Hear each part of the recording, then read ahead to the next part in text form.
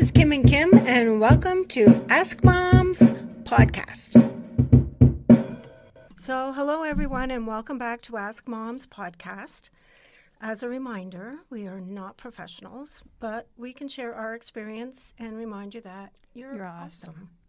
If you feel the need for professional support, please reach out to a qualified medical expert.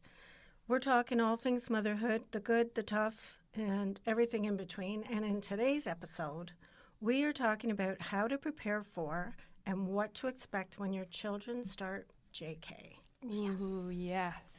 All right, moms and dads, today we're tackling the big one, junior kindergarten, the magical time when your little one goes from full-time snack demander to official school kid. And no, it's not about knowing the periodic table. It's about surviving snack time and finding their own shoes. And if you're like most parents, you're wondering, what do I need to do to get them ready? Should I be teaching them algebra? Do they need to know Shakespeare? Or is it more like, hey, please just put on your own shoes? We all have been there, picturing our sweet babies walking into that classroom and then imagining them licking the glue sticks and not finding their shoes. I think I have something with shoes. So today we've brought in someone who actually knows what they're talking about. Yep. She's been teaching kindergarten for many years, has survived more glitter explosions than we can count, and still has a smile on her face. Welcome, Ms. G. Hi. Welcome. Thanks for having me. Yeah, thanks for being here. So, okay, we're going to kick right in. All right. Okay. When you're getting your kids ready to start school, never been to school before, what at home could you be working on to become, so the kids can become independent at school? Yeah, and it is important to try to start letting some things go and letting your kids do it at home. Okay. So they learn how to do it. And again, I taught kindergarten for a lot of years. This is my opinion. Some other teachers may have other opinions, and they'll let you know. This is what I always expected out of my students when they came to school. So number one is shoes, because we spend a lot of time going in and out and putting shoes on and taking them off a big part of the day. Have them practice, put their shoes on. I would say no laces unless they know how to tie them already. Velcro is our friend. Velcro is your friend. Yes. Slip-ons are great, except that they do fly off sometimes, so which becomes a safety issue. So Velcro is your friend. Practice sitting down with your child, have them on the floor, getting their shoes on, figuring out which is their left and their right shoe. Maybe take a Sharpie or put stickers on them to help them. But then they have to know which is their left side and which is their right side. Or there are some stickers you can get that you put on the inside of the outside of your shoes. I like that. That you match the stickers up. Perfect. There is that. That would work for me. Or you could take a Sharpie and just put a star on the end of one, and Sure. they know that goes on the foot on this side. Or taking shoes off and putting them on is a big thing. The other thing is jackets. Although when we go back to school in September, jackets are not a thing. But as it gets cooler, they need jackets. So have them practice. And it's a skill you have to learn to do your jacket up. Oh, zippers. Zippers. So, if it's a raincoat, buttons are fabulous. Snap. Zippers are really tricky for 3 and 4-year-olds just because of their fine motor skill. Practice. But Velcro could still be our friend with Velcro could coats. still be your friend. Okay. Another big thing is bathroom routines. Get into the down and dirty. Are there expectations from a school board? Should they know? I think I remember when my son started, he had to know how to go to the bathroom. This is a tricky one. one. A long time ago. This is a tricky one because as a teacher, as a member of a union that says I'm not allowed to touch kids in any way, they need to know how to go to the bathroom. It's not something that will keep a child out of school if they can't go to the bathroom by themselves. Province and the ministry and the board that I work in say, no, you can go to school if you are not toilet trained. As a professional, I'm not allowed to touch kids. Kindergarten's a little bit different because you have 2 adults in the room at all times. Right. So what we are told is the 2 adults, one can help the child and the other one has to stand guard and watch to make sure that they're safe. That they're safe and no accusations can be made or anything like that. But then my question always is, who's watching the rest? Right. So it's important that you really work on having your child fully toilet trained, which includes wiping, which includes unbuttoning their pants, taking their clothes off and putting them back on. I would say the majority of kindergarten rooms have a bathroom in the room. So when somebody's in there and needs some help, they just holler and we can come and talk them through it. Okay. So Right. there's a lot of talking, or there's visuals on the wall. I would phone if we had a child who had an accident. Accidents happen. Oh, for every sure. every kid has accidents. That's not a problem. Yeah. Yeah. We can deal with those. Yeah. But it's the regular not being trained. Yeah. So there's lots of resources to help parents. If your child is having a lot of difficulty, I do know community living in some communities can help with that as well. So it isn't, if your child is fully toilet trained, just make sure that they can wipe, they can pull up their pants, take their pants down. Often we have a child walking through the classroom with their pants off saying, please help me. Nothing shocks us. So, And this question is Yeah. just as much for the funny. teachers Yeah. as it is for the parents, because parents need to understand things that you might take for granted. There's rules and regs around how your children are and it's not helped, daycare. how they're Right. We're not helped. daycare. We're, Right. we're part of a different system. Right. Should we even look at hygiene, like washing their hands afterwards?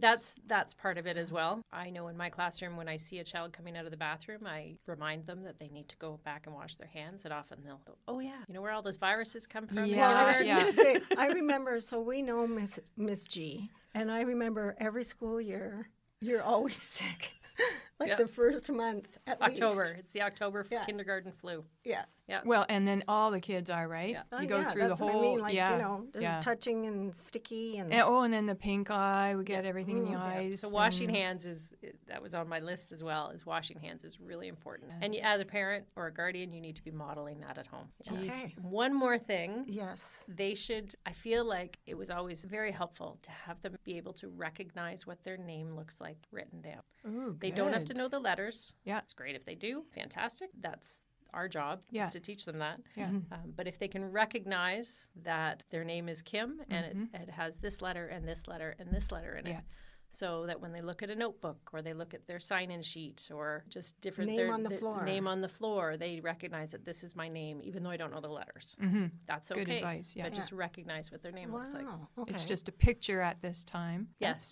That's pretty cool. Yeah. Yeah, I like this. Okay, so it's super cool if the kids know the names of all the dinosaurs, but if we can focus a little bit on that personal own name. hygiene. Your personal Yes. Personal hygiene, And their yeah. own name. That's right. Yes. Yes. All right. How about what should your kids bring to school, including what foods to pack? I'll start with foods. Okay. As a kindergarten teacher, I feel the best invention that has ever happened is the bento box, lunch box. Yeah. Lunches got healthier, they got neater, and kids eat them when they're in a bento box. You can buy them at Walmart, you can buy them on Amazon, Probably less garbage, too. and there's less garbage, and there's no little lids to take off of everything. Yeah. 3 and 4-year-olds with fine motor skills, not Yeah. fully developed, have trouble doing, which means that the one adult room has to take lids off of 27 kids times 4 little containers. Oh my God. So It takes up a lot of time. it's an item that has multiple compartments, but just one lid. That's right. So it looks like a lunchbox. You open it up and there's little compartments. It's so neat to see what parents put in those compartments. A few grapes, a few pieces of cheese, a few crackers, raisins, some carrots, some dip. I feel lunches, and my colleagues who I've worked with, our lunches have become healthier. And it's one thing that a parent has to wash at night. A container that they'll keep the entire year, maybe even for a few years, unless it breaks, because you don't lose the lids. You don't. It's not like Tupperware or little containers that you've got all these bottoms but no lids, or lids and no bottoms, Right. because they've left them at school. So what about allergy awareness? Really, still the peanut-free, nut-free in schools is still a thing. But really, other than that, unless there is somebody in the classroom that has a specific allergy, an airborne, or even, I know I've had a few students with celiac disease, and we really had to be aware of wiping down tables and maybe seating them with, in an area that doesn't have, that another child might not be spilling the wheat and the gluten and all that type of thing. But definitely still the peanut and nut-free is alive and well in schools. So. That has gone like so crazy. Imagine when we were in school. We didn't even, I mean, if you had an allergy, it was You're on your almost- own. Good it luck. was your It was- problem, right? Yes. And tragedies did happen. Oh, I know. Yeah. I know. Nobody really talked about No. allergies. Because they back probably didn't know why these things Maybe. happen to these poor kids. It was then. just like, Or they just took it that it was their family issue, not yeah. everyone else. right. Kind of. Yeah. Takes a village. So right? nuts, yeah. So The nuts kids, is still. the students that I've had that have had a severe food allergy, the parents have done an amazing job with them in educating their child. Often, if I bring something into the classroom to, as a treat one day, those kids would look at me and say, "Can I have this?" or I can't, or they'll tell me, I don't think I should have this. Yes. If your child does have allergies, write in a note for the teacher to be put into a file, put into their supply day plans about what the child can't have or what to do in case. The schools all have medical plans, emergency medical plans, that if your child has something like that, a really severe allergy, it needs to be written down and everybody needs to know about it. Absolutely. So, but if there is an EpiPen, there needs to be medical documentation. That's food. There's always issues with kids bringing toys to school, which is, you know, I know they love their stuffies and their stuffies are their best friends, but their stuffies need to stay at home. Often, well, because we've got 30 4- and 5-year-olds in a classroom. Yeah. Everybody wants to play with Stuffy. Yeah. Nobody wants to do any work. Everybody wants to play with Stuffy, and then Stuffy gets lost or broken. I can see it. The child's upset. So if they do need something to have, something else, maybe not their favorite Stuffy, put it in their backpack. The Stuffy can sleep in their backpack the whole time at school. Keep an eye on things out in the hallway or in, at the back of the classroom, and then they know that Stuffy's there. Running shoes for indoor use, not Crocs.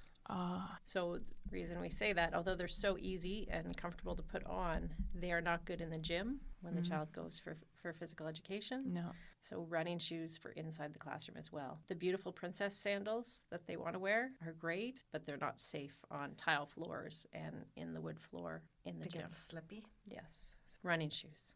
Slip-ons. Okay for inside. Once again, Velcro is our friend. Velcro is our friend. Okay, so that's the shoes. That's the shoes. And I'll say one more thing about in my classroom, we went outside, and I know a lot of kindergartens in Ontario do this. You're outside all the time, rain or shine or snow. True. Or cold. We're Canadians. Not extreme cold, but just cold. Right. You could get your child a one-piece rain suit. I just looked up on Amazon. They're all over Amazon. Mountain Warehouse carries them. You get them from $39 to $100. One piece. But a one-piece rain suit is easy for them to put on. We go outside in a rainstorm and play in puddles because that's part of learning is playing in puddles. Totally. And floating sticks and floating leaves and making boats and floating them. Your child will stay dry. Love it. Yeah, do they that's a come in great adult idea. size too? They do. Oh, do they? They do. Oh, I'm digging that. I've never bought one, but I think I need to get one. Absolutely. Just because? And yeah, just because. So good rain boots, a rain suit. Don't send umbrellas. Wise. They become weapons. Yes, I could see Don't that. send umbrellas. Put a nice rain hat or a rain suit on your Weapons child. or an accident waiting to happen. Yes. And imagine the ride on the school bus too. If you've got a whole bus full of Yeah. umbrellas, Maybe when they're older and they're more aware and responsible about. then there'll be a stronger umbrella. I weapon. really like that one piece thing. There's just I do so much. too. Like, if you think about all the stuff we're talking about, they have to carry this. Yes. Right? And I remember when my son was little and he'd have his little backpack and remember the expression, he's going to turtle? Yeah. Just because it's so heavy and awkward? Yeah. That's a great idea. Want to get one of those pull-along backpacks with the wheels, and the kids go in with all their gear for a day at school. They shouldn't be bringing kindergarten. I never had my kids bring too much home with them. They always had an extra set of clothes at school. So really just their lunch So really bag just their and- lunch bag. They shouldn't be bringing a pencil case full of pencils and markers and crayons unless the teacher has asked them to. Because again, with that many kids in the class, everybody wants to use Gloria's purple marker. the cool ones. Right, Yeah. right.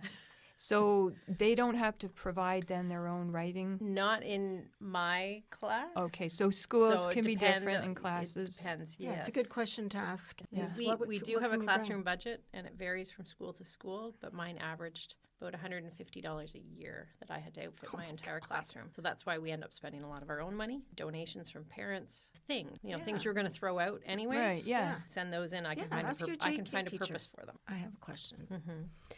Two things, crying and napping. Aw. Every parent should. It's Cry? okay to cry and nap. Amen. After you drop your child off, it's okay for you to cry and nap. Okay, on the flip side, what about the children? The children. I believe a child crying for the first few weeks of kindergarten being dropped off is normal. Yeah. It's a new situation. It's a big building. Yeah. There's a lot of kids. If they were at daycare, this is a totally different thing for them. They don't understand. No, of course not. Because they've had daycare for the last 3 or 4 years, and now what am I doing? So Right. cry. And all these people. So it's perfectly normal. To me, the best thing to do is take them to the gate. Those kindergarten yards, you drop them at the gate, give them a kiss, tell them you love them. I'll see you after school. Have fun. Walk. The child will cry. They will hang onto the gate. And it's heartbreaking as it is from a parent from when I had to drop my kids off. But on the other side of that, it's the teacher and the DECE who are out in the yard with them, go and make sure that they're okay. And I can probably guarantee that your child will stop crying within 15 minutes. If it goes on for longer, especially the first few days, that's normal. If it's a few weeks later and they're still crying for an hour, then that's a conversation the teacher will have to have with the parent to say, okay, there's something going on here. They can work together to find a solution, but crying is totally normal at the gate. We like it when they cry when they don't want to leave school. I remember when my son started school, he did not cry. He walked away like a little soldier. Yeah. Broke my heart a little because he didn't cry. He was like, see ya. Yeah. Right? He was like on a little mission. Oh, yeah, it was so cute. Yeah. I remember it like it was yesterday. Now, there's also the parents, too, who the kids get on the school bus, too. So, like, are the poor little things crying on the school bus all the way to school? Or I'm not sure what every school does, and every board will be different. Yeah. But if you know of other kids in your neighborhood who take the bus to that school, we'll probably want to reach out to their parents or to them to just say, hey, Joey's starting school next week. Is there any way that your son or daughter could sit with him on the bus? The bus drivers are trained in this too, and a lot of them have been doing it for a lot of years. And the little kids sit at the front of the bus, so the drivers can see them And talk to them. or the bus drivers might even have a few kids already picked out on the bus to sit with the little ones. Okay, so I'm gonna move us along. Yes, so okay, Napping. So that was the other thing, my son. It was different. When he started school, they went every day, half day. So we waited in a big long line to get him morning sessions because he was still napping. So what happened? So full day, every day kindergarten is exhausting. I'm sure. For the kids too. Oh, I know. not just you guys. Especially if they're JK and they've never had to go this much. I would say most kindergarten rooms that I know of, if your child falls asleep, they get picked up, taken over to a little corner or a beanbag or on a blanket and left to sleep. Good. Oh, good. So if a child, I know for myself, we let them nap. Like you let sleeping kids lie. Good. They need it. If they're sleeping, they need it. Well, of course. And so I wouldn't, you can always ask your teacher, like what happens if Joey falls asleep, what's going to happen? We just would pick them up, find the quiet corner. There's always a quiet corner in a kindergarten room. Find the quiet corner. See, I'm surprised at that. It's just a corner. It's not a. It's hard to keep anything quiet in a kindergarten room, but it's sort of the cozy corner, the quiet corner. Okay. So there's probably a beanbag or a little cot or a blanket or something there, and I would just always put them there. I do pick them up. Really, we're not supposed to do, but the child's sleeping. I'm not going to make them walk. So pick them up and put them down and just let them sleep. All right, now here's a big one. How can parents support their child's learning? The most important thing I always told all of my parents was you have to try to read to your child every single night. Awesome. It could be before bed. It could be after dinner. I know everybody's lives are crazy, but this is something you need to make time for. A really good bedtime routine is important. So going to bed at a half decent hour for a 3 or 4-year-old. I'm not a doctor, but I would say between 7 and 8, no later than 8 o'clock for a 3 or 4-year-old. I've had kids who stay up till 10. Jesus. Don't they? Yeah, they need a lot of sleep. Oh, they need so much sleep. Yeah. So a good bedtime routine. In bed the same time every night. So maybe you have dinner, you have a bath. Kindergarten is dirty and messy. So a bath every night, if you have a bathtub or a shower even, you get clean because that's just good personal hygiene and self-help and all of that. Yeah. And then a book and then bed by 7, maybe 8 o'clock. Right. And the kids too. Yeah.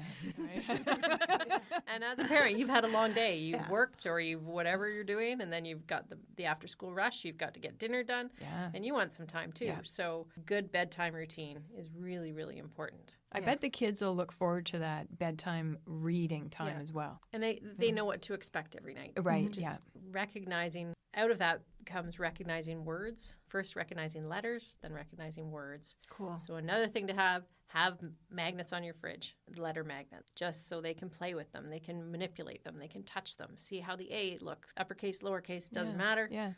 Because we drill letters and letter shapes and letter sounds into their head, which is important. And then they start noticing them. And if they're noticing, they learn what they notice. So exactly, they're noticing letters. They're noticing that letters make up words. Yeah. Yeah. Another thing, don't ask your child, what did you do today? What's their answer going to be? Nothing.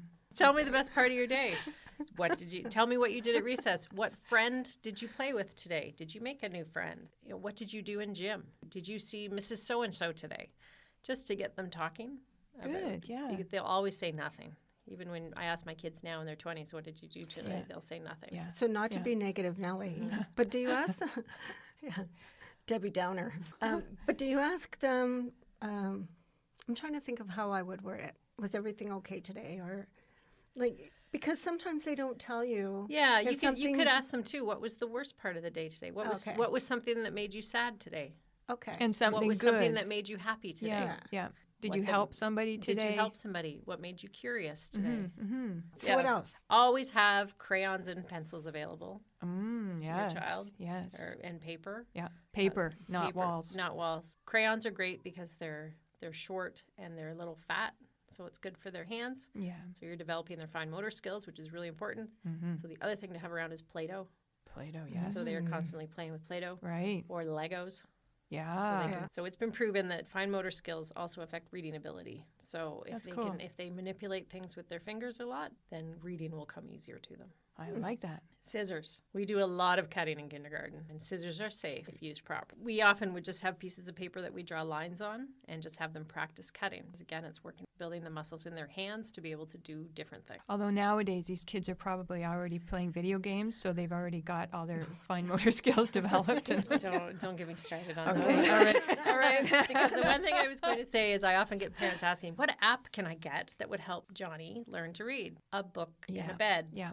That's the app. There's no app that's going to teach your child better than you can. I love it. Yeah, me too. So And other podcasts that we had, they just want to be with you. That's right. Totally. Right? Okay, this has been fantastic. If a parent has questions or concerns about their child at school, what would you suggest they do? Number one, contact the teacher to talk to them direct. I had one of my children's kindergarten teacher once told me, and it's always stuck with me, you believe 50% of what your child says happens at school, and we'll believe 50% of what your child tells us happens at home. So if you're not happy with the conversation with the teacher afterward, that's when you'd go to admin to just, if it's something serious that you think you need to take farther, contact the teacher first, talk to them, and then if you're not happy, then, and sometimes the teacher might even have admin come in with you for the conversation, but go to the teacher first, then admin. Yeah, that makes sense. Yeah. Another thing you might want to do too is I always direct parents to the kindergarten curriculum. Okay. And it's online. It's on the Ontario Ministry of Education website. Yeah. The Kindergarten Continuum, I believe is what it's called. Go on there. It's open to everybody. Everybody can look at it. So Good no advice. matter where you live, In Ontario, it's the same. or Anywhere out of in the world. country, we don't know. We don't know. It'll all be similar, but worth finding out. So once you communicate with your teacher and you understand what they're supposed to be learning, and you might be able to kind of help at home with that too. Well, you don't panic and feel intimidated or overwhelmed thinking, oh my gosh, how much should they already know? Yeah. And that'll keep you up at night worrying, right? Yeah. Yeah. And that puts a lot of pressure on your little ones and you. And all kids learn differently. Yes. And at different speeds. All right. So really, parents, relax, have fun, and maybe just work on please pass the glue instead of reciting the periodic table at this age. Yeah. Well, Ms. G, you've been amazing, and thank you for reminding us that junior kindergarten is about learning, growing, and making friends, not perfection. They can sense your anxiety too, parents, so try really hard to look calm and happy, right? Parents, your kids are going to be great, and if they come home with glitter in their hair, embrace it. That's just part of the magic. So thanks for listening to Ask Moms, and don't forget to share this episode with another parent who's stressing about JK. And remember, the first day is just the beginning. They'll eventually find those shoes. And if not, that's what the Lost and Found is for. Yes. Thank you for tuning in again. Please connect with us by emailing askmomstoday@gmail.com. You can also listen to us at Hunters Bay Radio, 88.7 on the dial, or www.muskokaradio.com. As always, we hope you feel heard, supported, and empowered. We had so much fun putting this together for you and hope that it's been helpful. Until next time, take care of yourself, and please remember, you're not alone. You've got this.